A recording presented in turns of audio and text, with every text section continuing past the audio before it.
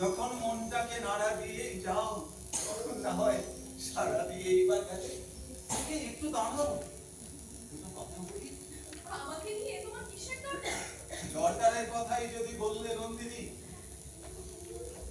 ওই যে দেখো আমাদের খোদাই করে পৃথিবীর মুখ চিরে দরকারের বোঝা মাথায় কীটের মতো সুরঙ্গের ভেতর থেকে আসছে। নন্দিনী, এই চক্ষপুরে যা কিছু ধন সবই ধুলোর মরা সোনা। সুন্দরী, তুমি যে সোনা সেটা তো ধুলোর নয়, সে যে আলো। দরকারের বাঁধনে তাকে কে বাঁধে? আরে বারে ওই একই কথা বলো। আমাকে নিয়ে তোমার এত বিষয় কিসের অধ্যাপক? সকালে ফুলের মনে যে আলো আসে তাতে বিশ্বাস, কিন্তু ওই পাকা দেয়ালের ফাটল দিয়ে যে আলো আসে সে আরেক কথা। তুমি যজ্ঞ করে সেই আচমকা আলো। আচ্ছা, তুমি এখানকার কথা কি ভাবছো বল দেখি? অবাক হয়ে দেখছি সমস্ত শহর মাটির তলাটার মধ্যে অন্ধকার হাতড়ে বেড়াচ্ছে। পাতালের সুড়ঙ্গ খুঁড়ে খুঁড়ে তোমরা যজ্ঞের ধন বের করে করে আনছো। সে যে অনেক যুগের মরা ধন। পৃথিবীটাকে কবর দিয়ে রেখেছিল। আমরা যে সেই মরা ধনের সংসাধনা করি, তার প্রেমকে বশ করতে সোনার তাদের তাল বেতালকে বাঁধতে পারলেই তো পৃথিবীকে পাবো মুঠোর মধ্যে। তারপর আবার তোমাদের ওই রাজাকে একটা অদ্ভুত জালে ঢাকা দিয়ে রেখেছো। সে যে মানুষ পাছে সে কথা ধরা পড়ে। তোমাদের এই অন্ধকার ডালাটাকে খুলে ফেলে তাতে আলো ঢেলে দিতে ইচ্ছে করে। আর তেমনি ইচ্ছে করে ওই বিশ্রী জালটাকে ছিঁড়ে ফেলে মানুষটাকে উদ্ধার করতে। নন্দিনী, আমাদের মরা ধনের প্রেতের যেমন ভয়ঙ্কর শক্তি, আমাদের ওই মানুষ ছাঁকা রাজারও কিন্তু এমনি ভয়ঙ্কর প্রতাপ। ওসব তোমাদের বানিয়ে তোলা কথা। হ্যাঁ, বানিয়ে তোলাই তো। উলঙ্গের কোনো পরিচয় নেই। বানিয়ে তোলা কাপড়েই কেউ বা রাজা, কেউ বা আরে এসো এসো, শোনো, তুমি আমার সঙ্গে এসো আমার ঘরে, তোমাকে তত্ত্ব কথা বুঝিয়ে দিতে বড় আনন্দ। তোমাদের এই খোদাই করা যেমন মাটির মধ্যে দিয়ে চলেছে, তুমিও তো তেমনি দিন রাত এই পুঁথির মধ্যে বড্ড ঘুরেই চলেছে।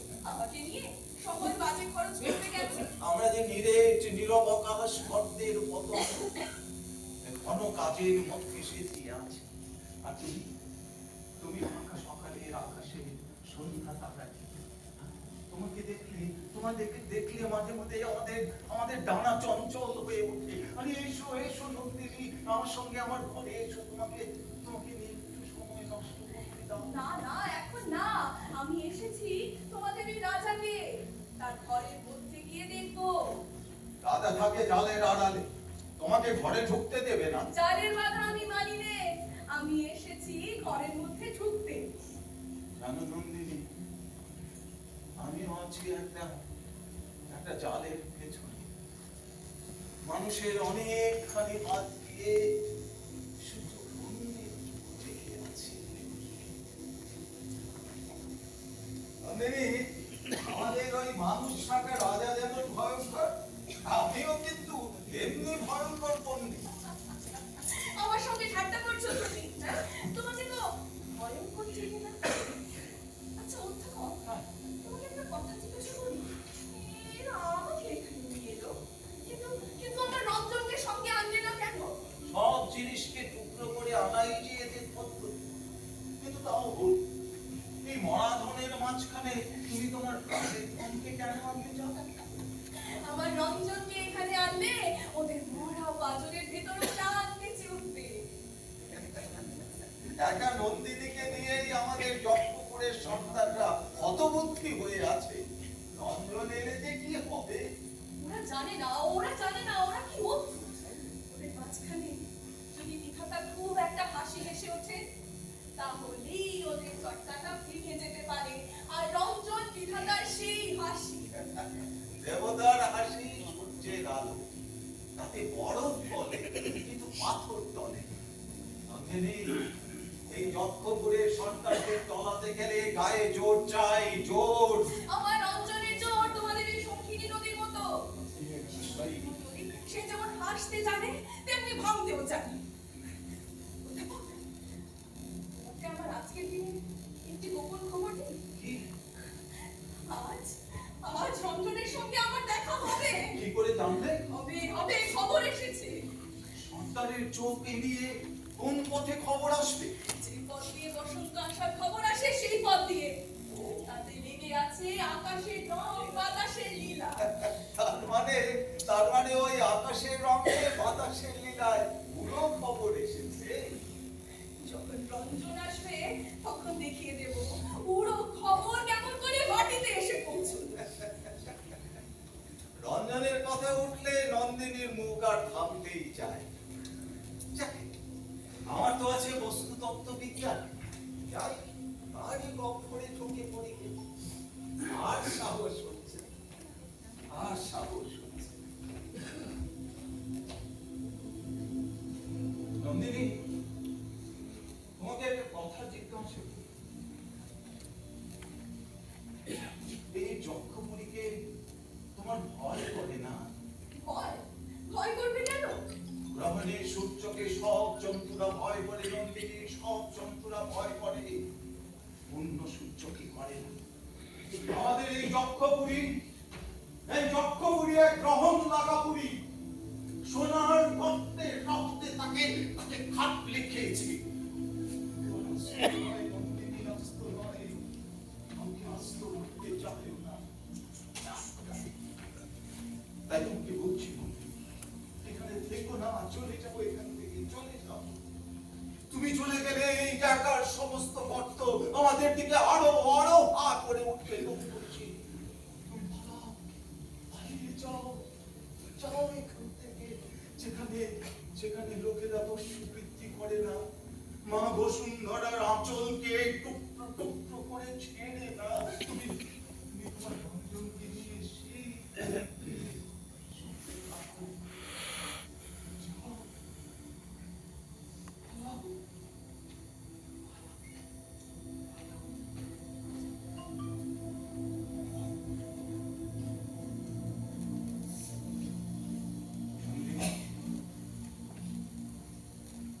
নন্দিনী, তোমার ওই ডান হাতের যে রক্ত করবীর কঙ্কন, তার দিকে একটি ফুল আমাকে খুশিয়ে দেবে? কেন?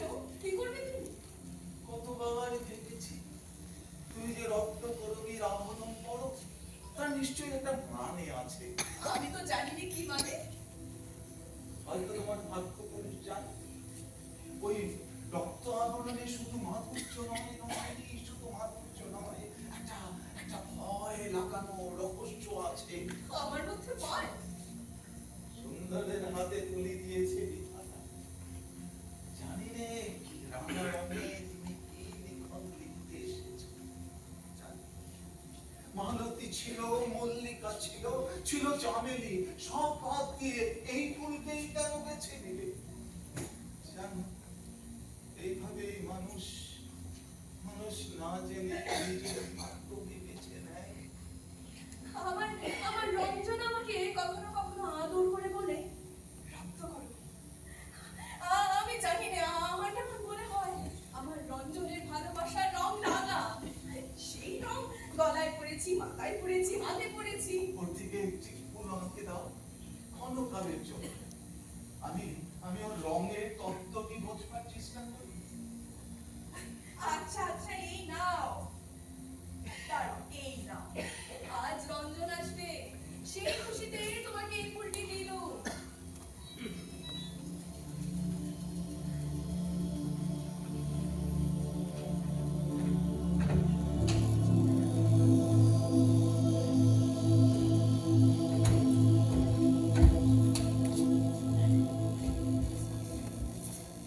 একবার মুখ ফেরাও তো দেখি। তোমাকে বুঝতেই পারলাম না, তুমি কে? আমাকে যা দেখছো তাছাড়া আমি কিছুই না। বুঝবার তোমার দরকার কি? না বুঝলে ভালো থেকে না। এখানে তোমাকে রাজা কোন প্রয়োজনে এনেছে? অকাজের প্রয়োজনে। অন্তর তোমার আছে, আদি ফেলেছো সবাই। আর উনসি তোমার এই সুন্দর মুখ দেখে যারা ভুলবে তারা মরবে। দেখি দেখি স্মৃতিতে ওই কি শুনছি, রক্তকরবীর মঞ্জুরি। তার মানে কি? তার কোনো মানেই নেই। আমি কিচ্ছু তোমাকে বিশ্বাস করি না। একটা কি বন্দি রেখেছো, আজ দিন না দেবী একটা কিছু বিপদ ডেকে আনবে। ভয়ঙ্করী ভয়ঙ্করী। আরে আরে, আমাকে দেখে তোমার তো ভয়ঙ্কর মনে হচ্ছে কেন? দেখে মনে হচ্ছে তুমি রাঙা আলোর মশাল।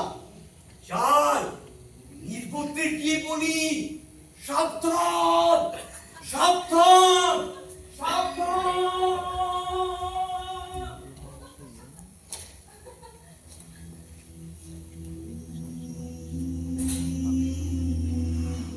শুনতে পাচ্ছো? শুনতে পাচ্ছো? হ্যাঁ নন্দা, শুনতে পাচ্ছি, কিন্তু বারে বারে ডেকো না, আমার সময় নেই একটুও না। আজ খুশিতে আমার মন ভরে আছে। সেই খুশি নিয়ে তোমার ঘরের মধ্যে যেতে চাই। না না, ঘরের মধ্যে না, যে বলতে হয় বাইরে থেকে বলো। ফুলের মালা গেঁথে পদ্ম পাতায় ঢেকে এনেছি। নিজে পড়ো। আমাকে মানায় না। আমার মালা রক্ত করবে। আমি পর্বতের চূড়ার মতো, শূন্যতাই আমার শোভা। সেই চূড়ার বুকেও ঝর্ণা ঝরে। তোমার গলাতেও মালা ঘুরবে। চাপ খুলে দাও, ভেতরে যাও। না, আসতে দেব না। কি বলবে শীঘ্র বলো, সময় নেই।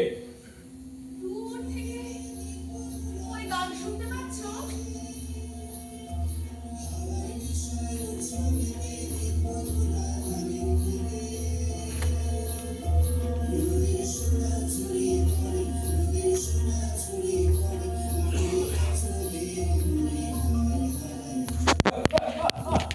ও কিসের গান? কোষের গান। ফসল পেকেছে, কাটতে হবে যে, তারই ডাক। তুমিও বেরিয়ে এসো রাজা, তোমাকে মাঠে নিয়ে যাই। আমি মাঠে যাব, তা কোন কাজে লাগবো? মাঠের কাজ তোমার এই চক্ষুপুরীর কাজের চেয়ে অনেক সহজ। সহজ কাজটাই তো আমার কাছে শক্ত। সরোবর কি ফেনা নুপুর পরা ঝর্ণার মতো নাচতে পারে? আরে যাও যাও, আর কথা কয়ো না, সময় নেই। অদ্ভুত তোমার শক্তি। যেদিন আমাকে তোমার ওই ভান্ডারে ঢুকতে দিয়েছিলে, তোমার সোনার তাল দেখে কিচ্ছু আশ্চর্য হয়নি। কিন্তু যে বিপুল শক্তি দিয়ে অনায়াসে সেগুলোকে জোর করে সাজাচ্ছিলে, তাই দেখে মুগ্ধ হয়েছিল। তবু বল, ওই সোনার পিণ্ড কি তোমার হাতের আশ্চর্য ছন্দে সাড়া দেয়, যেমন সাড়া দিতে পারে ওই ধানের খেয়ে? আচ্ছা রাজা, পৃথিবীর এই কড়া ধন দিন রাত নাড়াচাড়া করতে তোমার ভয় হয় না? কেন, কিসের ভয়? পৃথিবী আপনার প্রাণের জিনিস, আপনি খুশি হয় দেন। কিন্তু যখন তার মুখ চিড়ে মরা হাড়গুলোকে ঐশ্বর্য বলে ছিনিয়ে নিতে আসো, তারা রাক্ষসের অভিসম্পাদ নিয়ে আসো। দেখছো না, এখানে সবাই কেমন যেমন লেগে আছে, কিংবা সন্দেহ করছে, কিংবা ভয় পাচ্ছে। অভিসম্পাদ? খুনোখুনি, কাড়াকাড়ির অভিসম্পাদ। সাপের কথা জানি নে, কিন্তু এ জানি আমরা শক্তি নিয়ে আসি। আচ্ছা, আমার শক্তিতে তুমি খুশি হও নন্দিনী? হ্যাঁ, ভারী খুশি লাগে। তাই তো বলছি, আলোকে বেরিয়ে এসো, মাটির উপর পা দাও, পৃথিবী খুশি হয়ে উঠুক। নন্দিনী, তুমি কি জানো বিধাতা তোমাকে রূপের মায়ার আড়ালে অপরূপ করে রেখেছেন? তার মধ্যে থেকে ছিনিয়ে তোমায় আমার মুঠোর ভেতরে পেতে চাচ্ছি, কিন্তু কিছুতেই ধরতে পারছি না। আমি তোমাকে উল্টিয়ে পাল্টিয়ে দেখতে চাই, না পারি তো ভেঙে চুড়ে ফেলতে চাই। ও কি বলছো তো? তোমার ওই রক্ত করবির আবারটুকু ছেঁকে নিয়ে আমার চোখে অঞ্জন করতে পারিনি কেন? সামান্য পাপড়ি কটা আঁচল চাপা দিয়ে বাধা দিয়েছে, তেমনি বাধা তোমার মধ্যে কোমল বলেই তো কঠিন। আচ্ছা নন্দিনী, আমাকে কি মনে করো খুলে বলো তো? সে আরেকদিন বলবো, আজ তো তোমার সময় নেই। আজ আমি যাই। না না, যেও না, বলে যাও আমাকে কি মনে করো বলো। কতবার বলেছি, তোমাকে মনে করি আশ্চর্য, প্রকাণ্ড হাতে প্রচন্ড জোর, ফুলে ফুলে উঠছে। ওই ঝড়ের আগেকার মেঘের মতো দেখে আমার মন নাচে। তা রঞ্জনকে দেখে তোমার মন যে নাচে সেও কি? সে কথা থাক, তোমার তো সময় নেই। না, আছে আছে সময় আছে, শুধু এই কথাটি বলে যাও। সে নাচের তাল আলাদা, তুমি বুঝবে না। বুঝবো বুঝবো, বুঝতে চাই। সব কথা ঠিক বুঝিয়ে বলতে পারি না, আমি যাই। যেও না, যেও না। বলো আমাকে, আমাকে তোমার ভালো লাগে কিনা? হ্যাঁ, ভালো লাগে। রঞ্জনের মতোই? ঘুরে ফিরে আবার ওই একই কথা। এসব কথা তুমি বোঝো না। হ্যাঁ, কিছু কিছু বুঝি। আমি জানি যে রঞ্জনের সঙ্গে আমার তফাৎটা কি। আমার মধ্যে কেবল জোর আছে, জোর, আর রঞ্জনের মধ্যে আছে জাদু। জাদু বলছো না? বুঝিয়ে বলবো। পৃথিবীর নিচের তলায় পিণ্ড পিণ্ড পাথর লোহা সোনা, সেইখানে রয়েছে জোরের মূর্তি। আর উপরের তলায় একটুখানি কাঁচা মাটিতে ঘাস উঠেছে, ফুল ফুটেছে, সেইখানে রয়েছে জাদুর খেলা। দুর্গম থেকে হিরে আনি, মানিক আনি, আর ওই সহজের থেকে প্রাণের জাদুটুকু ফিরে আনতে পারিনি কেন? কেন? এত আছে, তবু কেবলই আমার লক্ষ্মীর মতো কথা বলো কেন? হ্যাঁ, আমার যা আছে সব বোঝা হয়ে আছে। সোনাকে জমিয়ে তুলে তো পরশমণি হয় না।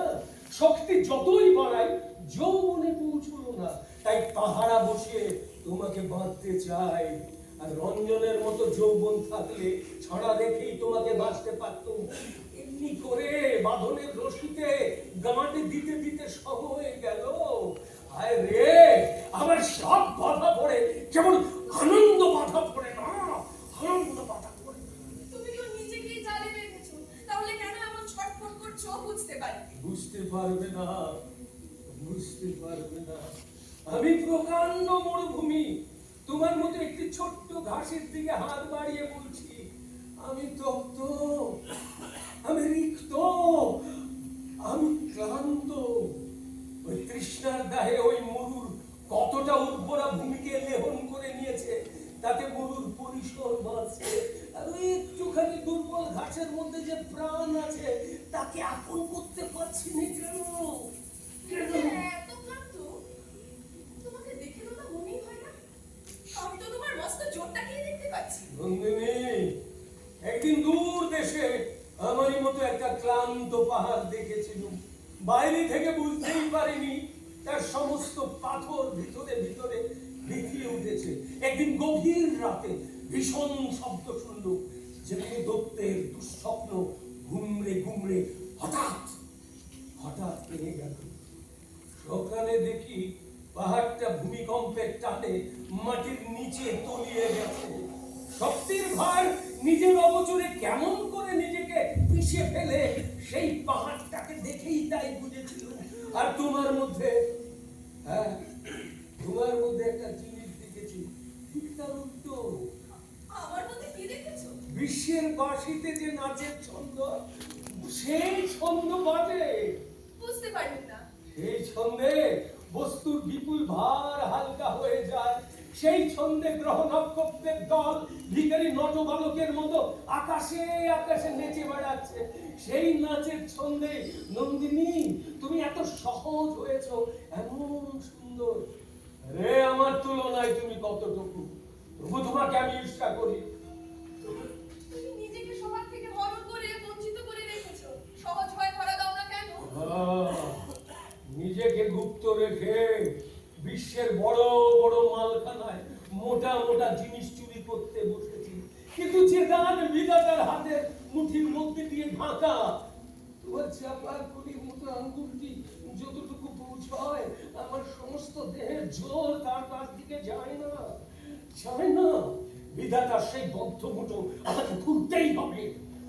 তোমার এসব কথা আমি ভালো বুঝতে পারি। আমি চাই। আচ্ছা যেও, কিন্তু জানালার বাইরে হাত বাড়িয়ে দিচ্ছি, তোমার হাতখানি একবার এর উপর রাখো। না না, তোমার সবখানা বাদ দিয়ে ওই একখানা হাত বেরিয়ে এলে আমার ভয় করে। হ্যাঁ, কেবল একখানা হাত দিয়ে ধরতে চাই বলে সবাই সবাই আমার কাছ থেকে পালিয়ে কিন্তু শট দিয়ে যদি তোমাকে ধরতে চাই, ধরা দেবে কি নন্দিনী? তুমি তো আমাকে ঘরের মধ্যেই যেতে দিলে না, তাহলে কেন এসব কথা বলছো? আমার অনবকাশের উজান ঠেলে তোমাকে ঘরে আনতে চাইনি। যেদিন পালের হাওয়ায় তুমি অনায়াসে আসবে, সেই দিন আগমনীর লগ্ন লাগবে। আর সেই হাওয়া যদি ঝড়ের হাওয়া হয়, সেও ভালো, এখনো সময় হয়নি। আমি তোমাকে বলছি রাজা, সেই পালের হাওয়া আনবে রঞ্জন। সে যেখানে যায় ছুটি সঙ্গে নিয়ে যায়। হ্যাঁ, তোমার রঞ্জন যে ছুটি বয়ে নিয়ে বেড়ায়, সেই ছুটিকে রক্তকরবীর মধু দিয়ে ভরে রাখে কে? আমি কি জানি নে? হ্যাঁ, আমি জানি নে। নন্দিনী, তুমি তো আমাকে ফাঁকা ছুটির খবর দিলে, মধু কোথায় পাবো? আজ আমি তবে যাই। না না, এই কথাটার জবাব দিয়ে যাও। ছুটি কি করে মধুতে ভরে, তার জবাব রঞ্জনকে চোখে দেখলেই পাবে।